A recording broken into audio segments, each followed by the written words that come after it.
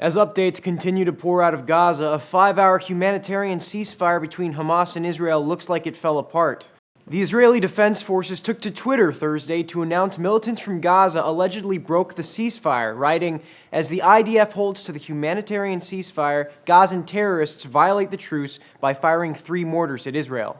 And they've been sending out updates since. According to CNN, the mortars were fired 2 hours into the 5-hour ceasefire and landed in southern Israel. There were no reported injuries. The ceasefire started Thursday morning to allow people in Gaza to get humanitarian aid and was agreed to after requests earlier this week from the UN. More precisely, I received a call from Mr. Robert Seri, the UN Special Envoy, asking for the Israeli attacks to stop. This is not a truce. This is a conditional humanitarian ceasefire. The ceasefire came less than a day after an Israeli airstrike killed 4 Palestinian boys who were reportedly playing near the Gaza City docks. A correspondent from The Guardian who witnessed the shelling that killed them wrote, "Even from a distance of 200 meters, it was obvious that 3 of them were children." With Israel reporting the ceasefire broken, many outlets were left wondering how Israel would respond.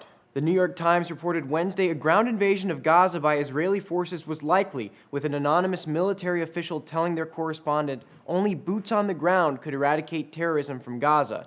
Israel was even considering a long-term reoccupation of the coastal territory. And then Thursday, the broken ceasefire. But not long after that news, some reports of another ceasefire. CBS News tweeted Thursday morning, "Israeli officials say ceasefire with Palestinians has been agreed to and will begin Friday morning." The BBC backed up that tweet, reporting the 2 sides had agreed to a deal for a, quote, comprehensive ceasefire that would start at 6 a.m. local time Friday. But there was no public confirmation, and as NBC foreign correspondent Richard Engel tweeted, "Many questions now. Is ceasefire deal real? And if so, will militants respect it?" Israel, for its part, later reported that one of its soldiers had been lightly injured during the fighting near Gaza, and the IDF had responded with mortar fire.